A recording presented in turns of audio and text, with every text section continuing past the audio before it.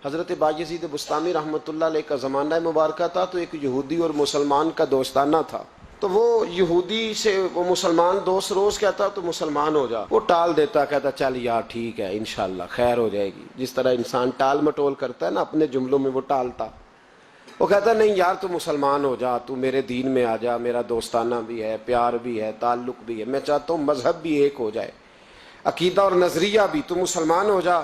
جب اس نے کئی دنوں اصرار کیا اور بات کو نہ چھوڑا تو یہودی بول پڑا، کہنے لگا یار میں نے دو اسلام دیکھے ہیں، بتا کون سا اختیار کروں. دیکھیں کہ دو اسلام کون سے؟ کہنے لگا ایک اسلام وہ ہے جس پہ تو عمل کرتا ہے، اور ایک اسلام وہ ہے جس پہ حضرت باجزید بستامی عمل کرتے ہیں. میں نے دو اسلام دیکھے.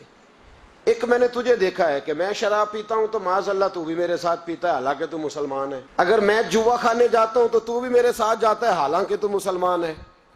اگر میں جھوٹ بول رہا ہوتا ہوں تو 10 مجھ سے بڑھ کے بولتا ہے حالانکہ تو مسلمان ہے. اگر میں چوک میں کھڑے ہو کر معاذ اللہ بہن بیٹی بہو پہ گندی نظر ڈال رہا ہوتا ہوں تو بھی ڈال رہا ہوتا ہے حالانکہ تیرا دعویٰ ہے کہ تو مسلمان ہے. ہم دونوں پارٹنر ہیں، بزنس کرتے، جہاں سے حرام کمائی میں کھاتا ہوں تو بھی وہیں سے کھاتا ہے حالانکہ تو مسلمان ہے. کہنے لگا ایک اسلام تیرا ہے اور ایک اسلام حضرت باجزید بستامی کا ہے. اس کی میں نے نظر کو بھی پاک دیکھا ہے، جسم کو بھی پاک دیکھا ہے، روح کو بھی پاک دیکھا ہے. مسلمان جائیں تو ان کو بھی اس کے پاس سکون ملتا ہے، بے ایمان چلے جائیں تو اللہ دولت ایمان عطا فرما دیتا ہے. تو بتا کون سا دین قبول کروں؟ اگر تو تیرے والا اسلام ہے تو پھر تو اس میں کوئی مسئلہ نہیں، کلمہ ہی ایک پڑھنا ہے، لا الہ الا اللہ محمد رسول اللہ صلی اللہ علیہ وسلم. باقی تو سارے کام وہی ہیں جو یہودیوں والے، عیسائیوں والے، کافروں والے. تو ٹھیک ہے پڑھا دے، پڑھ لیتا ہوں. ایک کلمے کا ہی فرق ہے. اور اگر اسلام وہ ہے جو حضرت بایزید کا ہے تو پھر تو نہ میرے ساتھ گفتگو کر، پھر حضرت بایزید کو کہے مجھے آ کے کہیں. اس لیے کہ اگر اسلام وہ ہے جس کی حضرت بایزید جس پر عمل کرتے ہیں تو میں کل بھی کلمہ پڑھنے کو تیار ہوں، میں آج بھی کلمہ پڑھنے کو تیار. مسئلہ یہ بن گیا ہے کہ ہم بڑے تگڑے مسلمان ہیں، تگڑے، لیکن حال یہ ہے کہ رمضان میں جب سموسے بکتے ہیں نا، جو رمضان میں بھی سموسے بکتے ہیں، جس نے روزے رکھا ہوا ہے دکاندار نے، وہ بھی گندے تیل میں سموسے نکال رہا ہے، گندے تیل. رمضان المبارک میں بھی جو پکوڑے بیچ رہا ہے نا تو اس نے وہ والا بیسن خریدا ہے جو سب سے سستا ملتا ہے. اے مسلمان، یہ نہیں سب اس کو کوئی بندہ کہہ دے تو مسلمان نہیں تو گریبان سے پکڑ لے گا، گرا لے گا. جو چوک میں کھڑا ہے نا، چوک میں بچیوں کے اسکول سے چھٹی ہوئی ہے، کالج سے چھٹی ہوئی ہے، تو جو چوک میں کھڑا ہے اگر آپ اسے بے ایمان کہیں گے تو وہ آپ کو لٹا کے ڈنڈوں سے مارے گا حالانکہ کھڑا چوک میں ہے، تاڑ رہا ہے مسلمانوں کی بہو بیٹی کو. پر آپ بات کریں وہ کہے گا سب سے بڑا مسلمان میں ہوں، تو کیا ہوتا ہے؟ ہمارے حکمران کہتے ہیں مولانا آپ ہم پہ فتویٰ دیتے ہیں. ایک بولتا ہے کہتا ہے میرے گھر میں تو خانہ کعبے کا غلاف پڑا ہوا ہے.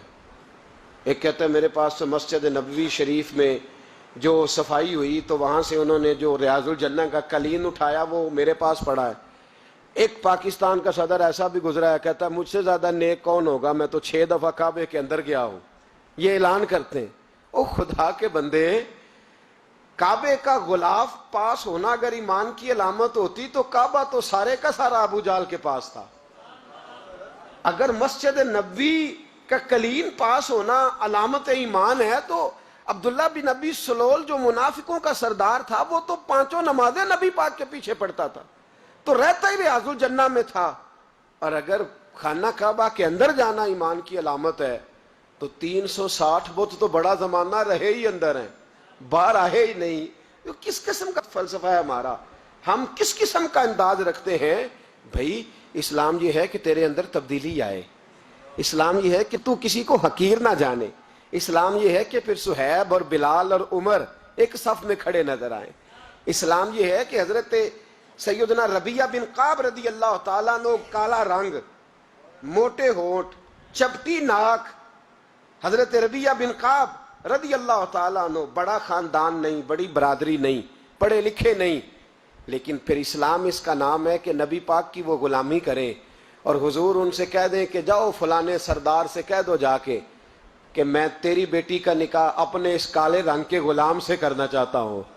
تو وہ غلام جا کے پیغام دے تو باپ اور ماں تو مہلت مانگے سوچنے کی اور کہیں شام کو بتائیں گے، اور بیٹی بول کے کہے نہیں یہ کفر کا دور نہیں، یہ اسلام کا دور ہے. سوچیں بدل گئی ہیں. کوئی چھوٹا نہیں، کوئی بڑا نہیں، کوئی چودھری نہیں، کوئی کمی نہیں، سارے ایک ہیں.